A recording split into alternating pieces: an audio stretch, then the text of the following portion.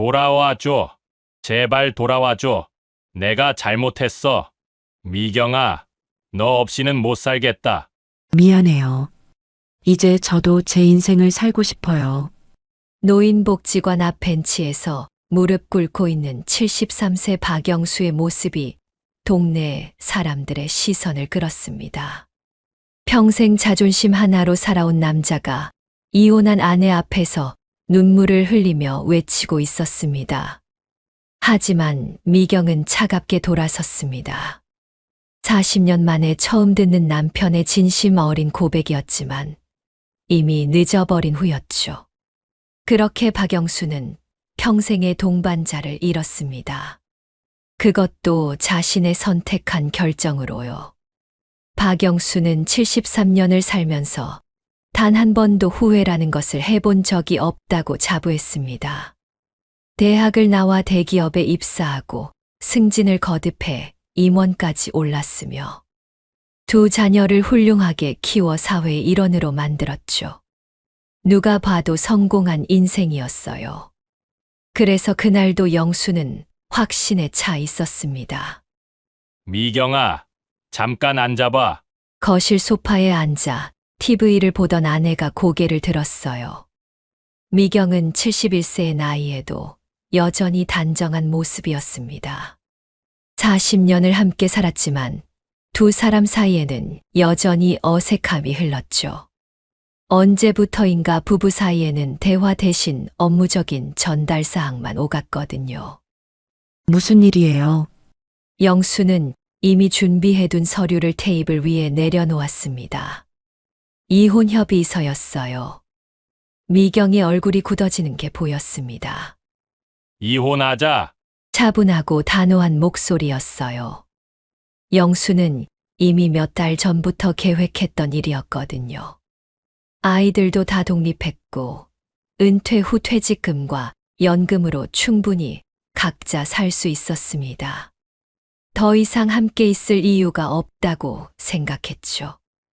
뭐라고요? 미경이 들고 있던 휴대폰이 떨어졌어요. 영수는 예상했던 반응이라 침착했습니다.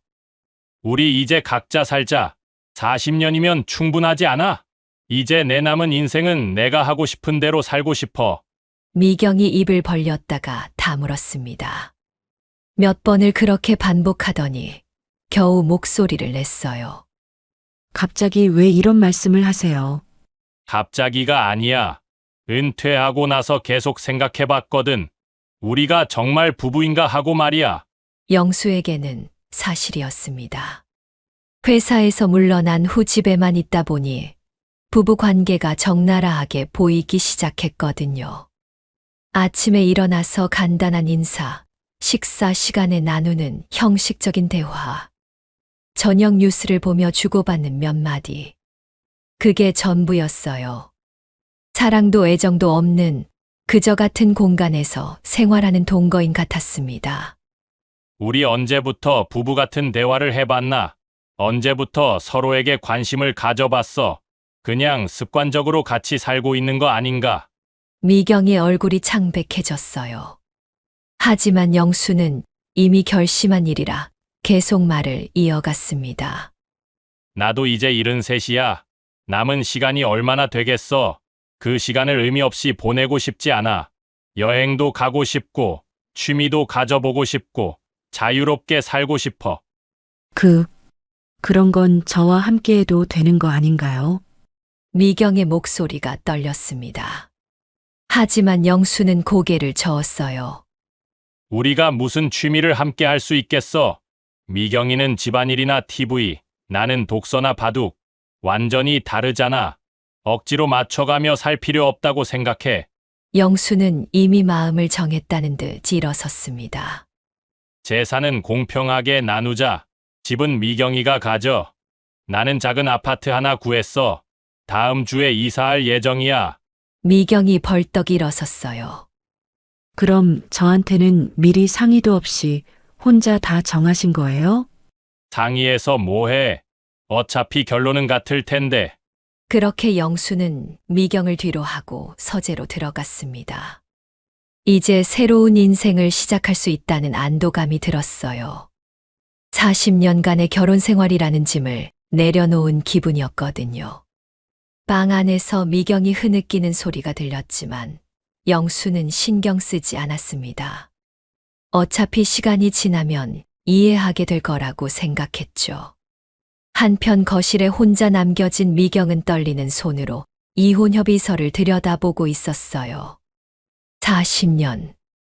반평생을 함께한 세월이 한 장의 종이로 정리되고 있었습니다. 미경의 마음속에는 복잡한 감정들이 교차했어요. 분노, 슬픔, 당황스러움, 그리고 어쩌면 안도감까지도요. 정말로 자신들의 결혼 생활이 영수 말처럼 의미 없는 것이었을까? 미경은 자문했습니다. 그날 밤 두 사람은 같은 집 안에서 서로 다른 생각에 잠겨 있었어요. 영수는 자유로운 미래를 그리며 계획을 세웠고, 미경은 갑작스럽게 닥친 현실 앞에서 혼란스러워했습니다. 하지만 둘 다 알지 못했죠. 이 선택이 얼마나 큰 후회를 남길지를요. 미경은 밤새 잠을 이루지 못했습니다. 남편의 이혼 통보가 계속 머릿속을 맴돌았어요. 40년이라는 세월이 한순간에 무너져 내리는 기분이었죠. 다음 날 새벽 5시, 평소 습관대로 일어나 아침 준비를 시작했어요. 영수가 좋아하는 된장찌개를 끓이고 김치를 썰고 밥을 안쳤습니다.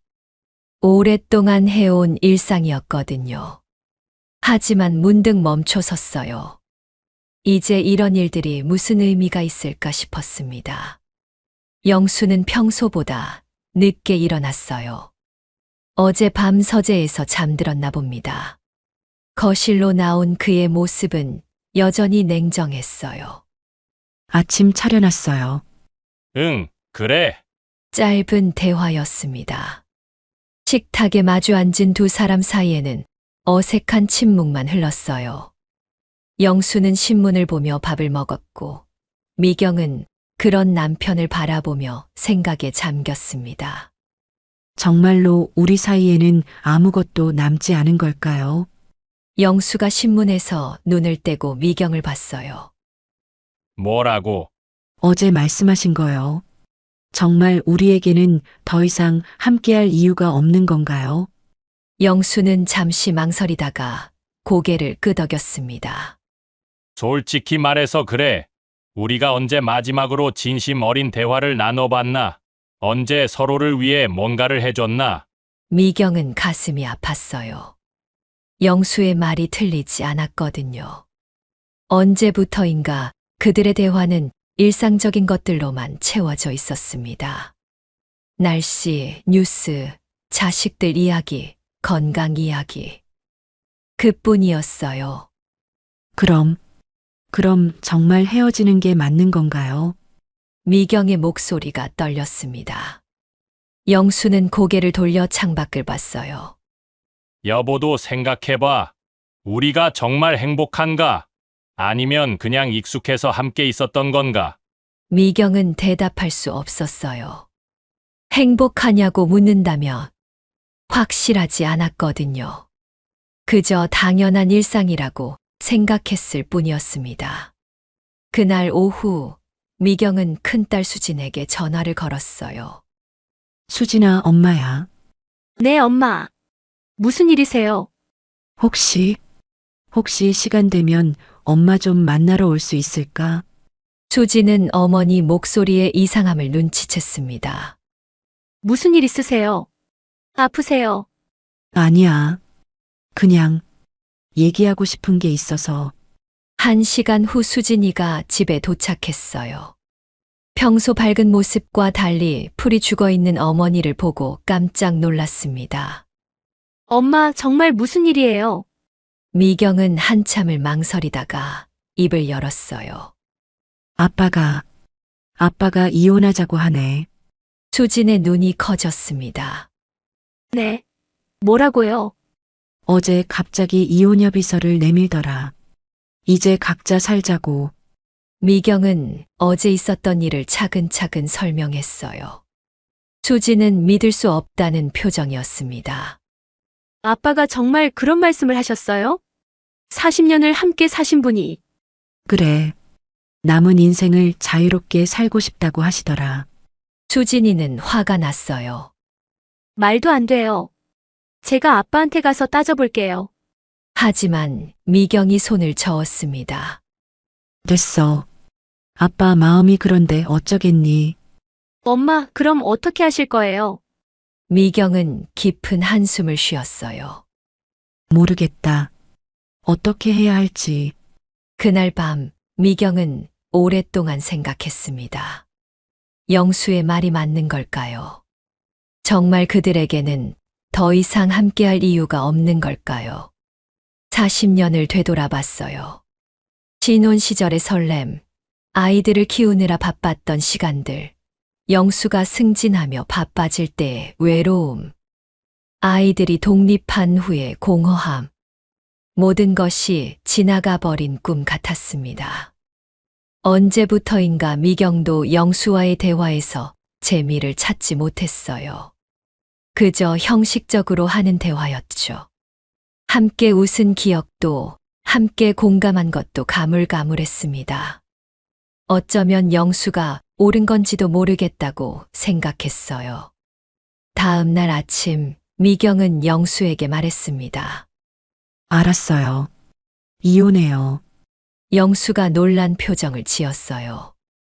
더 오래 설득해야 할 줄 알았거든요. 정말로? 네. 대신 조건이 있어요. 아이들한테는 제가 직접 얘기할게요. 그리고 이혼 사유는 성격 차이로 해요. 영수는 고개를 끄덕였습니다. 그럼 언제부터? 다음 주에 이사하신다고 했죠. 그때까지는 평소처럼 지내요. 그 후에 법적 절차를 밟아요. 미경의 목소리는 의외로 차분했어요. 영수는 이상했습니다. 더 울고불고 할 줄 알았는데 미경이 너무 담담하게 받아들이고 있었거든요. 그렇게 두 사람은 이혼에 합의했습니다. 40년 결혼 생활의 마침표를 찍는 순간이었어요. 하지만 미경의 마음 한편에는 묘한 감정이 자리 잡고 있었습니다. 슬픔과 동시에 느껴지는 어떤 해방감 같은 것 말이에요. 혹시 자신도 모르게 이 결혼 생활에 지쳐 있었던 건 아닐까? 혹시 자신도 새로운 시작을 원하고 있었던 건 아닐까? 미경은 자신도 놀라는 마음을 발견하고 있었습니다. 이사 당일 영수는 새벽부터 분주했습니다. 짐이라고 해봐야 개인 물건들 뿐이었어요. 책, 옷까지, 몇 가지 기념품들. 40년 살림살이 중에서 자신의 것이라고 할 수 있는 건 생각보다 많지 않았습니다. 미경은 부엌에서 아침을 준비하고 있었어요. 마지막 아침이었죠. 둘 다 평소보다 일찍 일어났지만 서로 말을 거의 하지 않았습니다. 다 쌌어. 영수가 짐을 정리하며 말했어요. 미경은 고개만 끄덕였습니다. 그럼 가볼게. 영수는 현관에서 잠시 뒤를 돌아봤어요. 40년을 살았던 집이었습니다. 아이들이 태어나고 자란 곳이기도 했죠. 순간 가슴이 먹먹해졌지만 곧 고개를 저었어요. 새로운 시작이야. 후회하지 말자. 문이 닫히는 소리가 집안에 울렸습니다. 미경은 홀로 남겨진 거실에서 한참을 서 있었어요.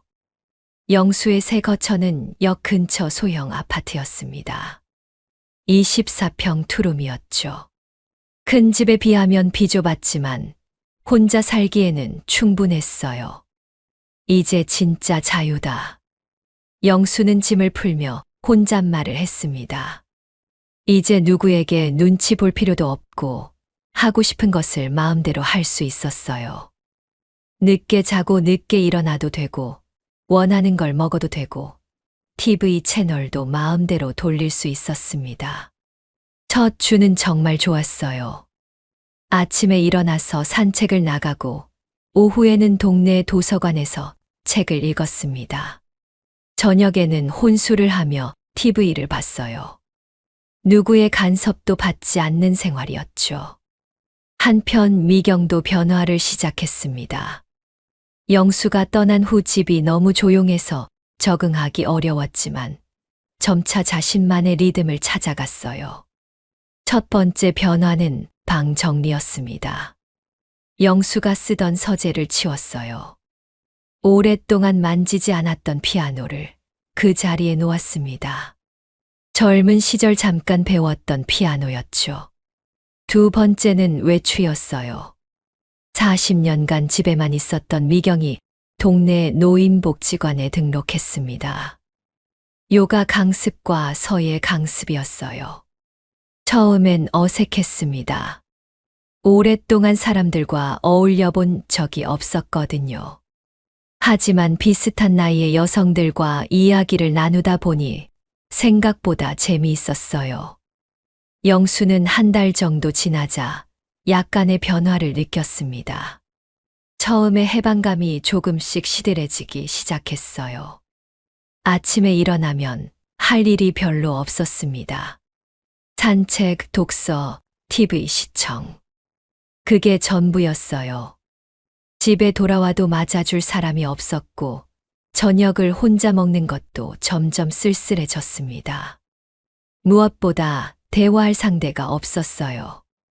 미경과의 대화가 시시했다고 생각했지만, 그래도 누군가와 말을 나누는 것 자체가 그리워지기 시작했습니다. 오늘 뭐 했어?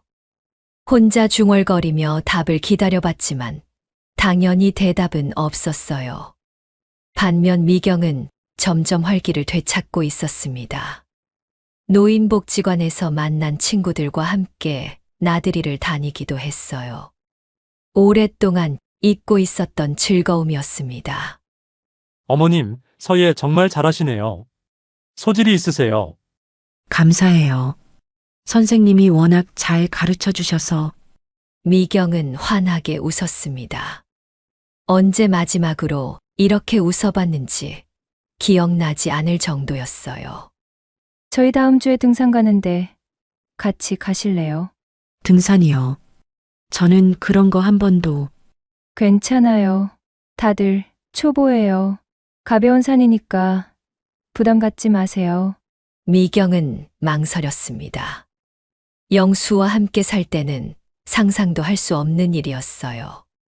하지만 지금은 달랐습니다. 누구에게 허락받을 필요도 없었죠. 좋아요. 가보고 싶어요. 그렇게 미경은 첫 등산을 다녀왔습니다. 힘들었지만 정상에서 바라본 경치는 정말 아름다웠어요. 오랫동안 집 안에서만 지냈던 자신이 이런 경험을 할 수 있다는 것에 감사했습니다. 영수는 그 무렵 건강에 문제가 생겼어요. 혼자 살다 보니 식사를 제대로 챙기지 않았거든요. 라면이나 김밥 같은 간편식으로 때우는 날이 많았습니다. 어느 날 아침 어지러움을 느끼며 일어났어요. 혈압이 많이 올라간 것 같았습니다. 평소 미경이 챙겨주던 혈압약도 제때 먹지 못했거든요. 병원에 가보니 혈압이 상당히 높아져 있었어요. 식사는 제대로 하고 계세요. 이 나이에 혼자 사시나 봐요. 의사의 말에 영수는 괜히 기분이 상했습니다. 가족이 없어서 그런 게 아니라 혼자 사는 걸 선택한 거예요. 그렇다고 해서 건강을 소홀히 하시면 안 되죠. 규칙적인 식사와 운동, 그리고 제때 약을 꼭 드셔야 합니다. 집에 돌아온 영수는 냉장고를 열어봤어요. 거의 비어 있었습니다. 미경이 있을 때는 항상 가득 찬 냉장고였는데 말이에요. 그때 문득 미경이 궁금해졌습니다. 혼자서 잘 지내고 있을까? 건강에는 문제 없을까? 하지만 이미 헤어진 사이였어요. 안부를 묻기에는 어색했습니다. 그날 밤 영수는 창밖을 바라보며 생각했어요. 자유를 얻었다고 생각했는데 정말 이게 자유인 걸까? 뭔가 허전하고 공허한 이 기분은 뭘까? 반면 미경은 그날도 친구들과 저녁 모임을 가졌습니다. 집에 혼자 돌아와서도 기분이 좋았어요. 오늘도 즐거운 하루였다고 생각하며 잠자리에 들었습니다. 두 사람의 새로운 시작은 이렇게 서로 다른 방향으로 흘러가고 있었어요. 이혼한 지 2달이 지났을 때 영수는 아침에 일어나는 것조차 힘들어졌습니다. 알람이 울려도 침대에 누워 천장만 바라보는 시간이 길어졌어요. 오늘은 뭘 하지? 매일 반복되는 혼잣말이었습니다. 처음에는 자유롭다고 좋아했는데 이제는 그 자유가 무료함으로 바뀌었어요. 산책을 나가도 혼자였고 식사를 해도 혼자였습니다. 도서관에서 책을 읽어도 집중이 안 됐어요. 집에 돌아와서 TV를 켜도 재미없었습니다. 무엇보다 말할 상대가 없다는 게 가장 힘들었어요. 미경과 함께 있을 때는 대화가 지루하다고 생각했는데 막상 아무와도 말하지 않고 지내니 답답했습니다. 어느 날 마트에서 장을 보다가 우연히 미경이 좋아하던 반찬을 보게 됐어요. 콩나물 무침이었습니다. 순간 미경이 그리워졌어요. 미경이는 지금 뭘 하고 있을까? 하지만 곧 고개를 저었습니다. 이미 끝난 일이라고 스스로를 다독였어요. 그런데 건강 문제는 점점 심각해졌습니다. 혈압약을 깜빡하는 일이 자주 생겼고 식사도 불규칙했어요. 미경이 챙겨주던 건강관리를 혼자 하기엔 너무 어려웠습니다. 어느 날 밤 갑자기 가슴이 답답해졌어요. 숨이 잘 안 쉬어지면서 식은땀이 났습니다. 119에 신고할까 망설이다가 참았어요.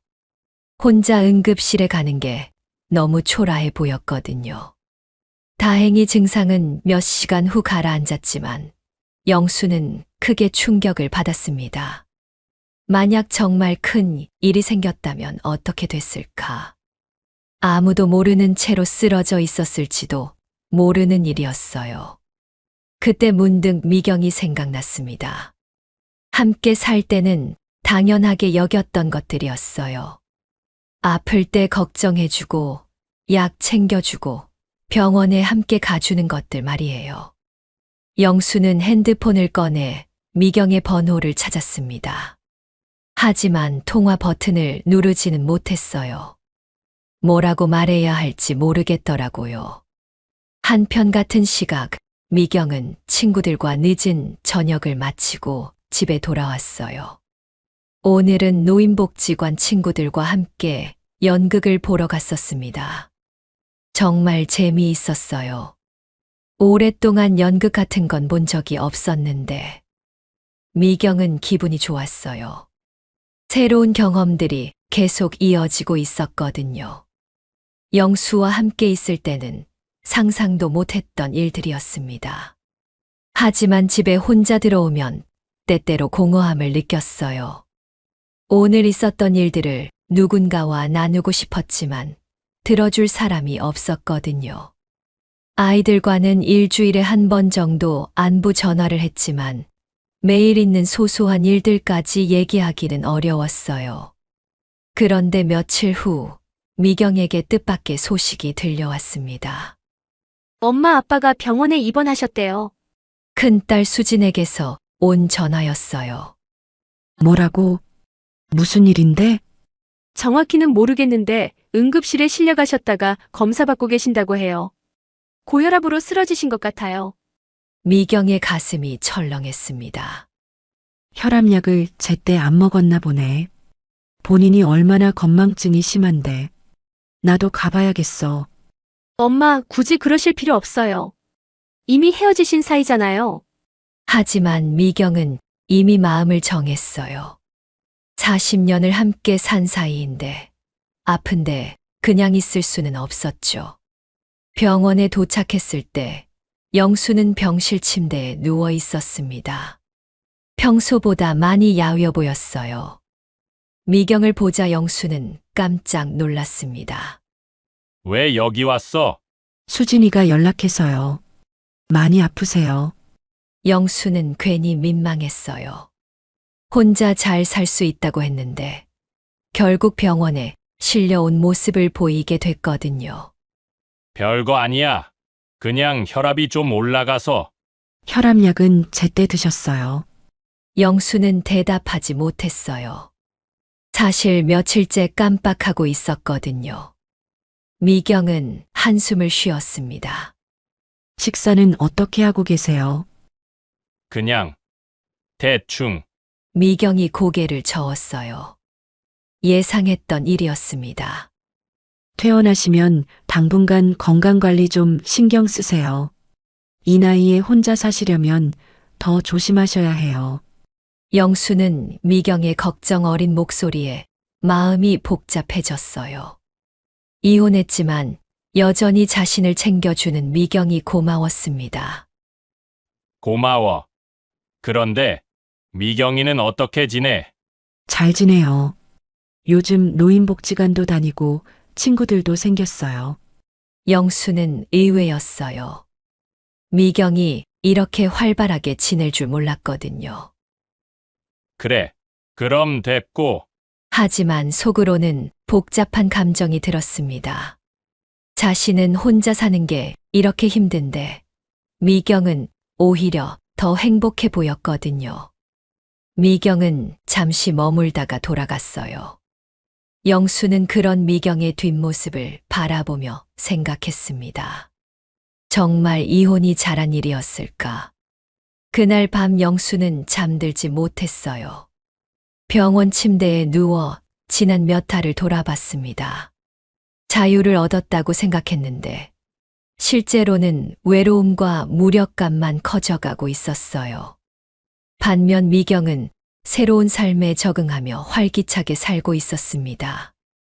어쩌면 이혼이 미경에게는 더 좋은 일이었는지도 모르겠어요. 영수는 처음으로 자신의 선택을 후회하기 시작했습니다. 영수가 퇴원한 다음 주, 미경은 생애 첫 해외여행을 떠났습니다. 노인복지관 친구들과 함께 가는 일본 3박 4일 여행이었어요. 출발 전날까지도 미경은 망설였습니다. 평생 집에서만 살았던 사람이 갑자기 해외여행이라니 어색했거든요. 미경 씨, 걱정 마세요. 다들 처음이에요.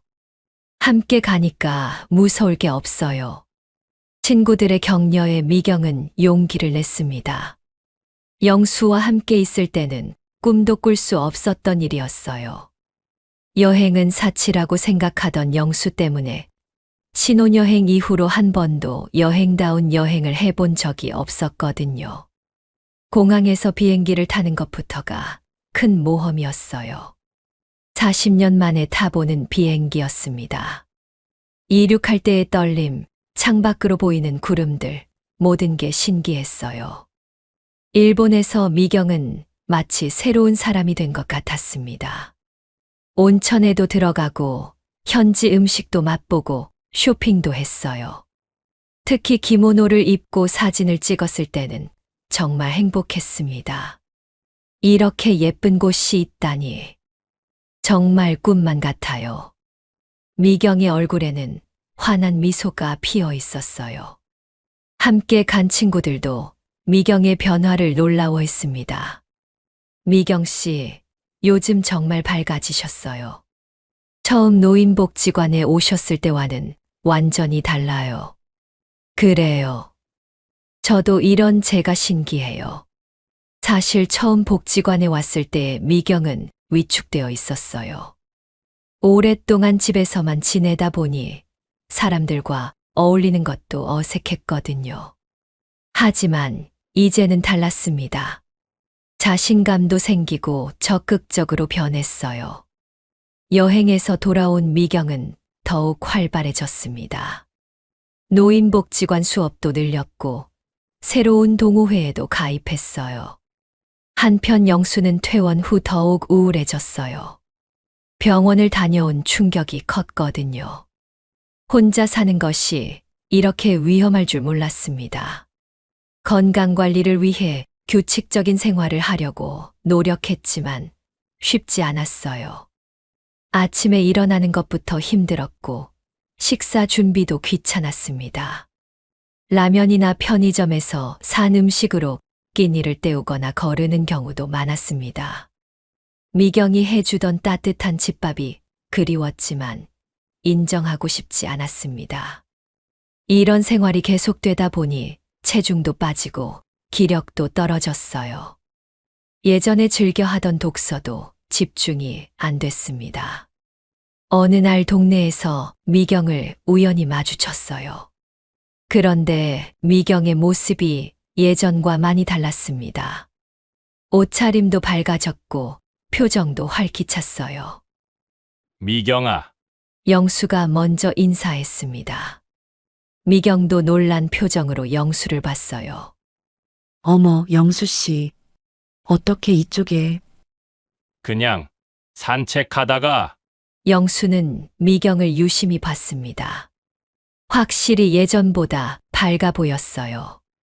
새로운 헤어스타일에 화사한 옷까지 마치 다른 사람 같았습니다.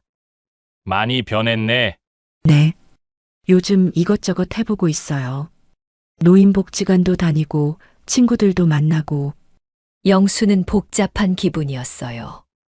자신이 없어도 미경이 이렇게 잘 지낼 수 있다는 게 서운하기도 하고 한편으로는 다행이기도 했습니다.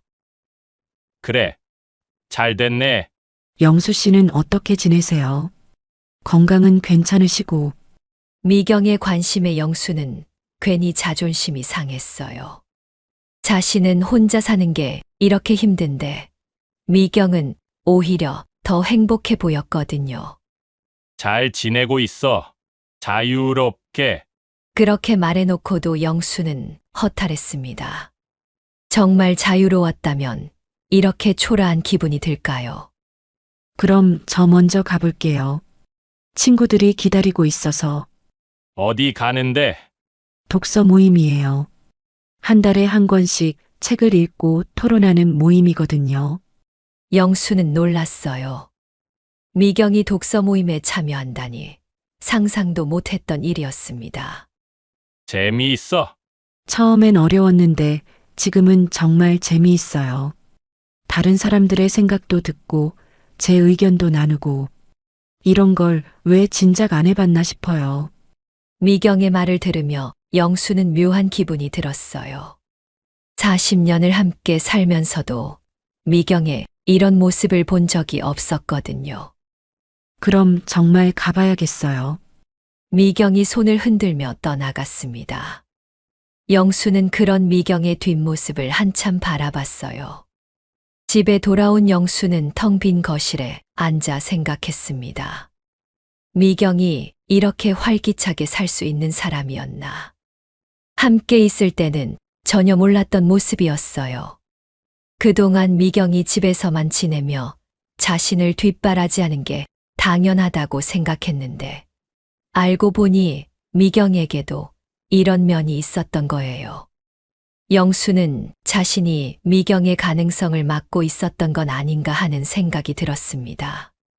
그날 밤 미경은 독서 모임에서 돌아와 일기를 썼어요.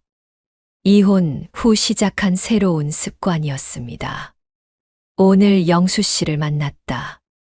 많이 야위신 것 같아서 걱정됐다. 하지만 이제 내가 챙길 사람은 아니다. 각자의 길을 가기로 했으니까. 오늘 독서 모임에서 나눈 이야기가 참 인상 깊었다.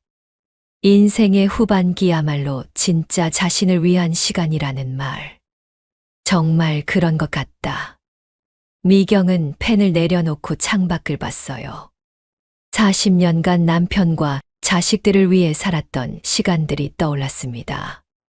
그때는 그게 당연하다고 생각했어요. 하지만 이제는 달랐습니다. 자신을 위한 시간도 소중하다는 걸 알게 됐거든요.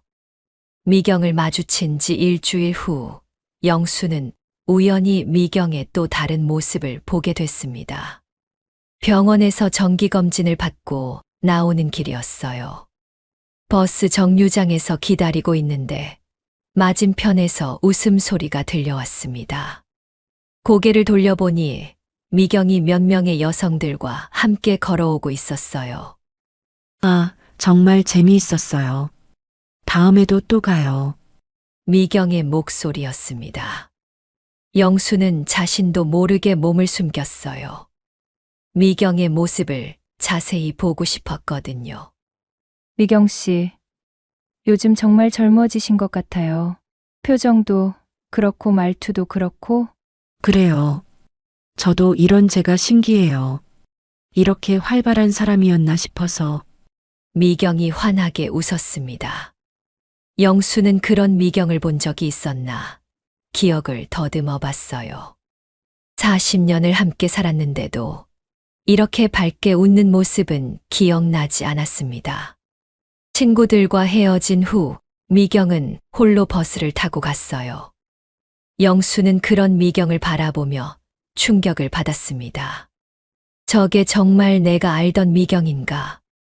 함께 살 때의 미경은 조용하고 소극적이었어요.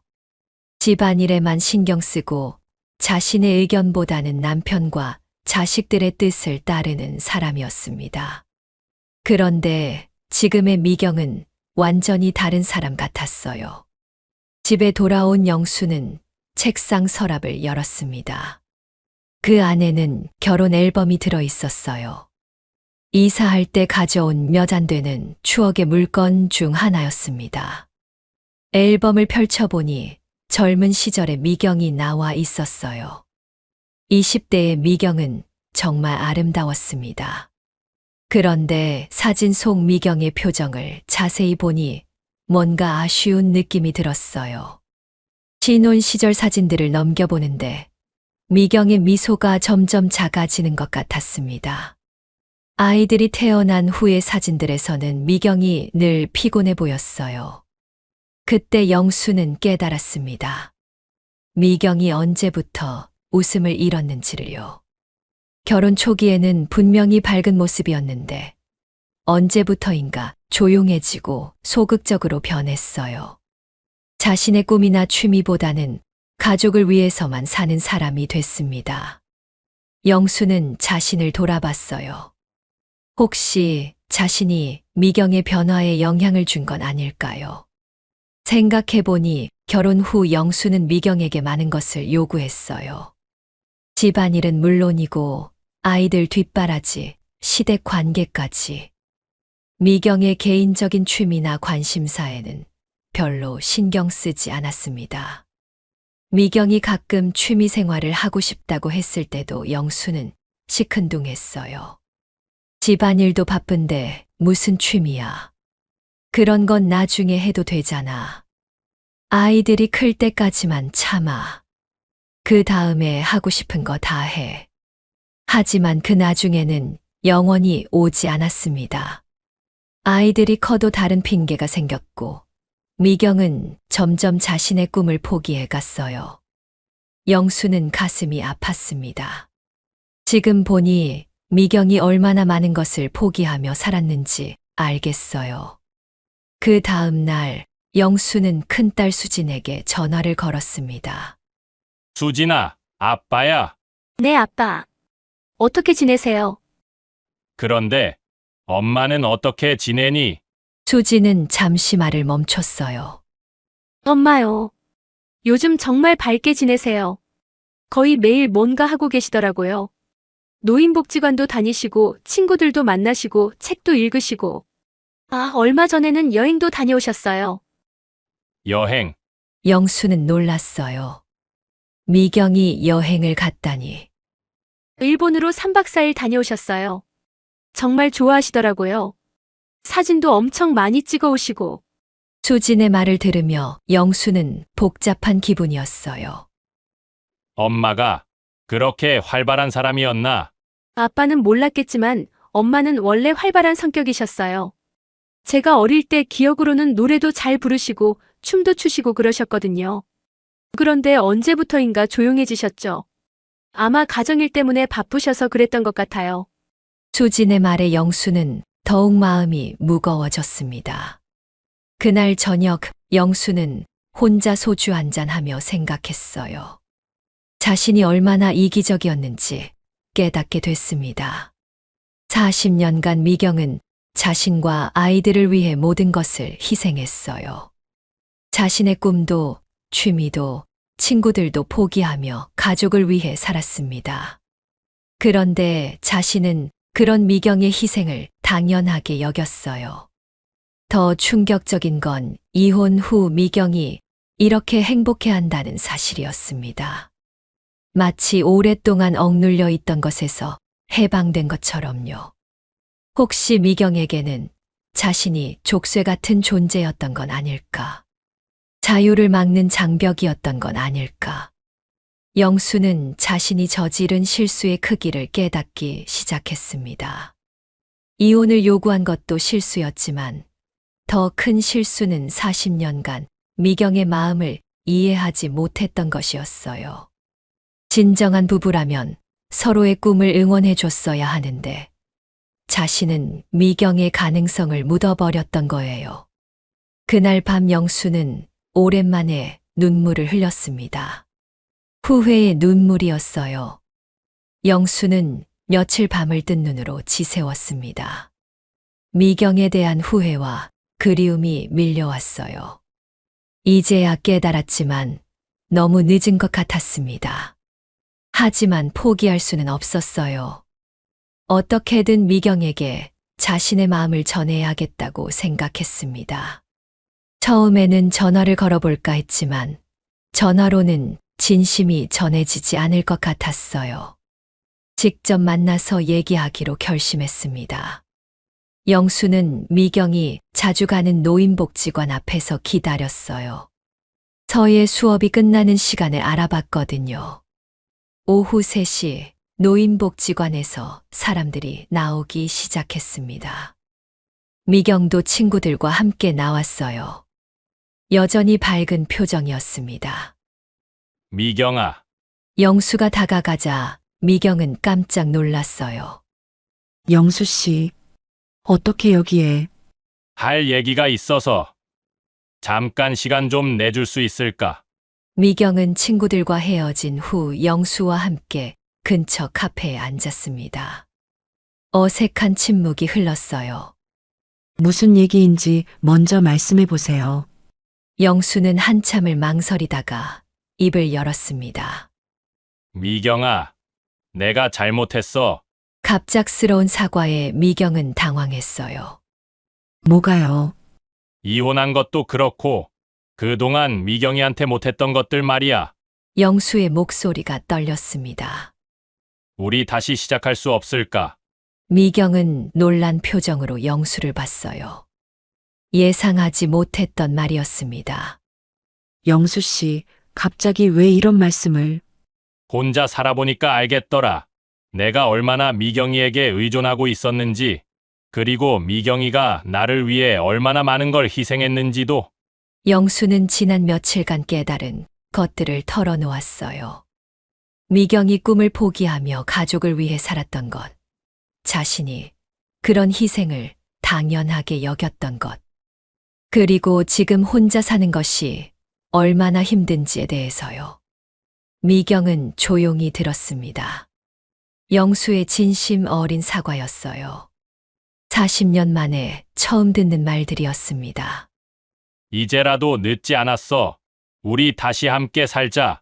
이번에는 정말 미경이를 위하는 남편이 될게. 하지만 미경의 표정은 복잡했어요. 영수 씨 마음은 고마워요. 정말로요. 하지만 미경은 잠시 말을 멈췄습니다. 저는 지금이 좋아요. 영수의 얼굴이 굳어졌어요. 지금까지 제가 얼마나 많은 걸 포기하며 살았는지 이제야 알았어요. 그리고 혼자 사는 게 이렇게 자유로운 건지도 처음 알았고요. 미경의 목소리는 단호했습니다. 영수 씨 말씀이 맞아요. 저는 정말 많은 걸 희생했어요. 제 꿈도, 취미도, 친구들도 다 포기했죠. 그런데 지금은 달라요. 하고 싶었던 걸 다 해보고 있어요. 영수는 절망적인 기분이 들었어요. 그럼 우리가 함께 그런 걸 해보면 안 될까? 여행도 가고, 취미도 함께 즐기고, 미경이 고개를 저었습니다. 40년 동안 해보지 않았던 걸 지금 와서 할 수 있을까요? 솔직히 말씀드리면 저는 이제 영수 씨와 함께 하는 게 편하지 않아요. 영수는 가슴이 아팠어요. 미경의 솔직한 마음이었습니다. 그동안 저는 항상 영수 씨 눈치를 보며 살았어요. 영수 씨가 원하는 아내, 영수 씨가 원하는 어머니가 되려고 노력했죠. 하지만 정작 제가 원하는 게 뭔지는 생각해 본 적이 없었어요. 미경의 말에 영수는 할 말이 없었습니다. 이제야 저 자신을 찾아가고 있어요. 저만의 시간을, 저만의 공간을, 저만의 관계를 만들어가고 있고요. 이걸 다시 포기하고 싶지 않아요. 영수는 마지막으로 간청했어요. 그럼 천천히 생각해봐. 시간을 갖고, 영수 씨도 새로운 삶에 적응해 보세요. 혼자 사는 것도 익숙해지면 괜찮을 거예요. 미경이 일어섰습니다. 정말 고마워요. 이렇게 사과해 주시고 저를 생각해 주시는 마음. 하지만 저는 이제 제 길을 가고 싶어요. 영수는 미경의 뒷모습을 바라보며 절망감에 빠졌어요. 진심으로 사과했지만 이미 늦었던 거예요. 그날 밤 영수는 혼자 술을 마시며 울었습니다. 자신이 얼마나 큰 실수를 했는지 뼈저리게 느꼈어요. 미경에게는 자신이 이제 과거일 뿐이었습니다. 40년을 함께 했지만 미경에게는 억압의 시간이었어요. 이제 미경은 자유를 찾았고 다시 그 자유를 포기할 생각이 없었습니다. 영수는 돌이킬 수 없는 강을 건넜다는 걸 깨달았어요. 미경을 다시 되찾을 수는 없을 것 같았습니다. 그런데 이상하게도 미경의 거절에서 어떤 당당함이 느껴졌어요. 예전의 미경이라면 남편의 요청을 거절하지 못했을 텐데 지금의 미경은 자신의 의지를 분명히 표현했습니다. 어쩌면 이것이 미경의 진짜 모습인지도 모르겠어요. 40년간 숨겨져 있던 진짜 미경 말이에요. 영수는 자신이 진짜 미경을 알고 있었던 건지 의문이 들었습니다. 미경에게 거절당한 후 일주일, 영수는 집에서 나오지 않았습니다. 마지막 희망마저 사라진 기분이었어요. 식사도 제대로 하지 않고 씻지도 않은 채 침대에만 누워 있었습니다. 하지만 포기할 수 없었어요. 영수는 마지막으로 한 번 더 시도해보기로 결심했습니다. 미경이 다니는 노인복지관에 다시 찾아가 기다릴 생각이었습니다. 친구들과 함께 요가 수업을 듣는다고 했거든요. 요가 수업이 끝나고 미경이 친구들과 함께 나왔을 때 영수는 미경을 불렀어요. 잠깐, 이야기 좀 해. 옆쪽 한적한 벤치 쪽으로 가서 영수는 무릎을 꿇었습니다. 미경아, 제발, 영수의 목소리는 떨리고 있었어요. 평생 자존심으로 살아온 남자가 미경 앞에서 무릎을 꿇고 있었습니다. 돌아와줘. 제발 돌아와줘. 내가 잘못했어. 미경아, 너 없이는 못 살겠어. 미경은 당황스러워했습니다. 영수 씨, 일어나세요. 이러다 사람들이 봐요. 하지만 영수는 일어나지 않았습니다. 나 정말 잘못했어. 40년 동안 미경이가 얼마나 힘들었는지 이제야 알겠어. 이제부터는 정말 다르게 살게. 미경이가 하고 싶은 거 다 해줄게. 영수의 눈에서 눈물이 흘러내렸어요. 진심이었습니다. 하지만 미경은 차갑게 돌아섰어요. 미안해요. 이제 저도 제 인생을 살고 싶어요. 미경의 목소리는 단호했습니다. 영수 씨도 새로운 삶에 적응하세요.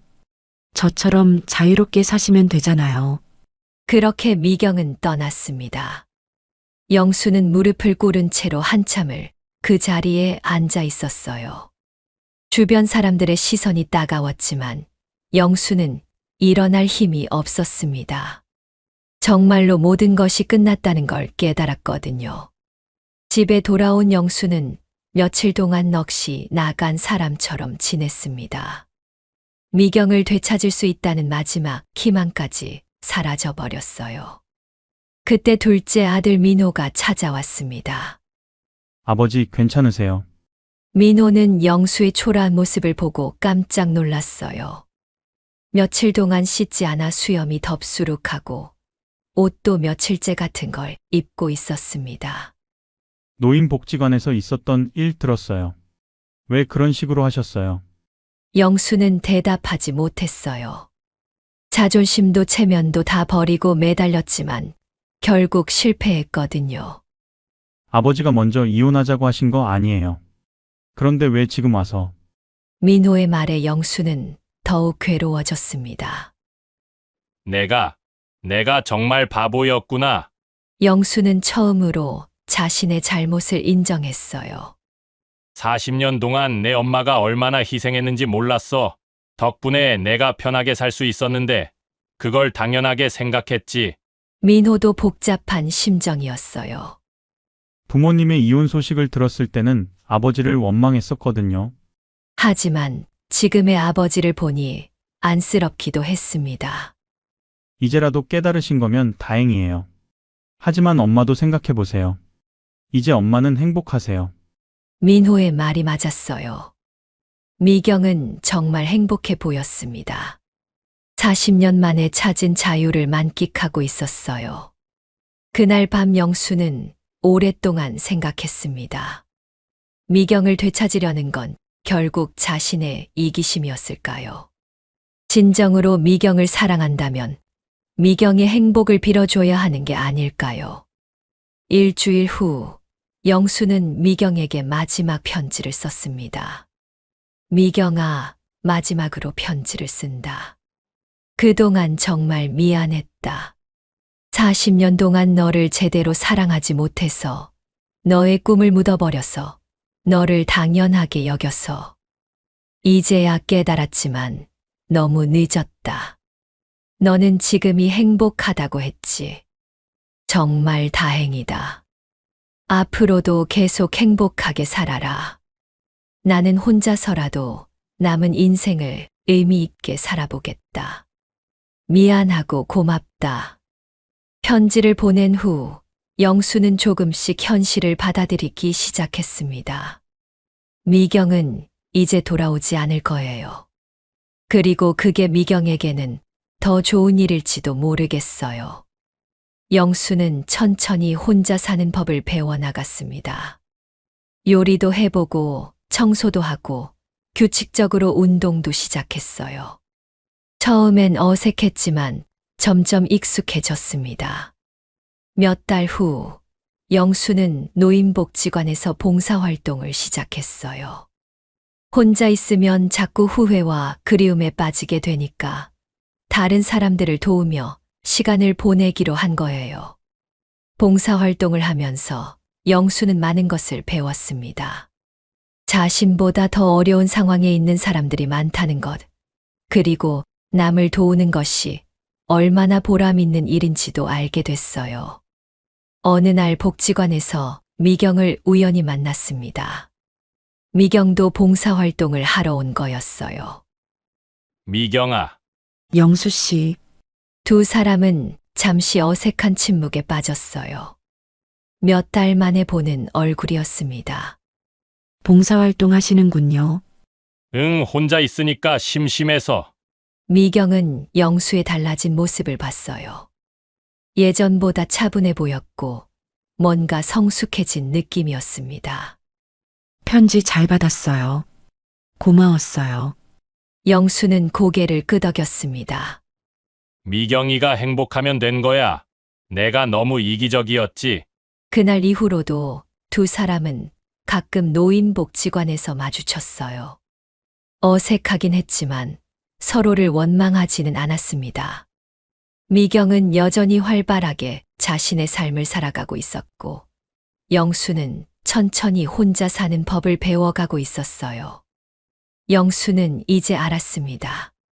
진정한 사랑은 붙잡는 것이 아니라 놓아주는 것이라는 걸요.